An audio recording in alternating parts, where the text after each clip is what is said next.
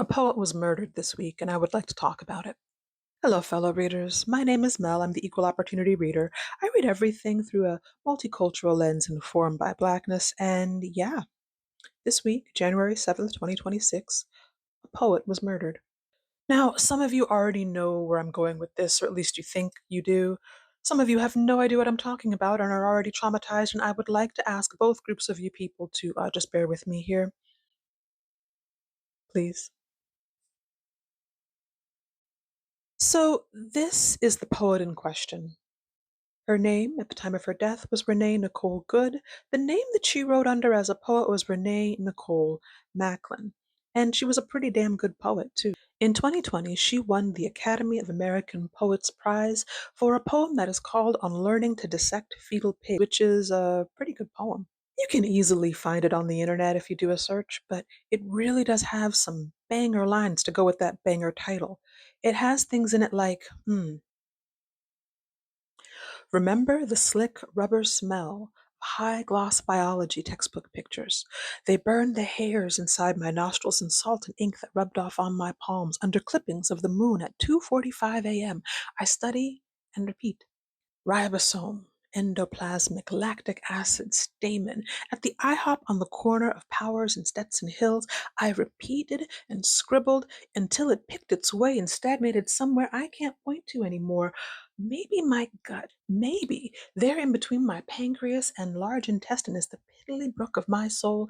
It's the ruler by which I reduce all things now, hard-edged and splintering from knowledge that used to sit, a cloth against fevered forehead. Can I let them both be? This fickle faith and this college science that heckles from the back of the classroom? Hmm. Pretty good poem. You should go read the whole thing. Like I said, it's all over the internet right now.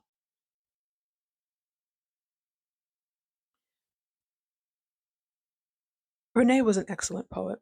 And when I first heard about her murder, I felt a lot of things. I felt fear. I felt horror. I felt anger, rage, really. I felt hopelessness. But I also had a weird sort of nostalgia.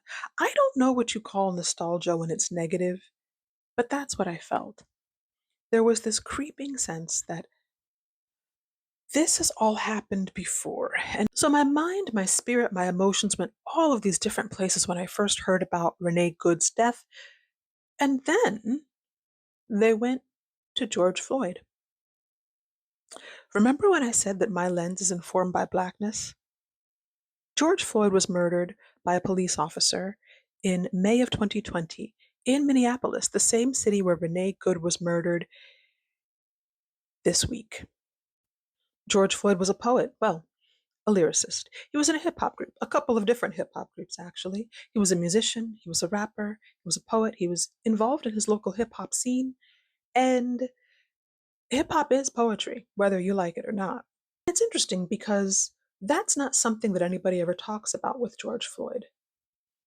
But we talk about lots of other things, the fact that he was a father, the fact that he had at some point been justice impacted, the way that he died, the way that he lived just before his death, but nobody ever talks about his art.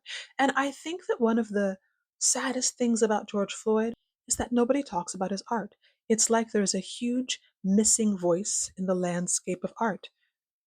And now there's another one. And it's funny because when George Floyd died, I thought of someone even longer ago. I thought of the writer Henry Dumas. He was a graduate of Rutgers. He was a poet. He was a short story writer. He was an early voice in the Black arts movement.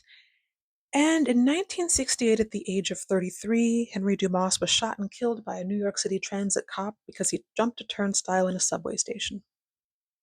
The only real reason I know about Henry Dumas, the only real reason a lot of people know about Henry Dumas, is because Toni Morrison discovered his only published collection in a university library and made it part of her mission as an editor, as a writer herself, as a student and teacher of literature to make sure that more people knew about him and got his collection back into print and got his name back in our mouths. I think a lot about missing voices.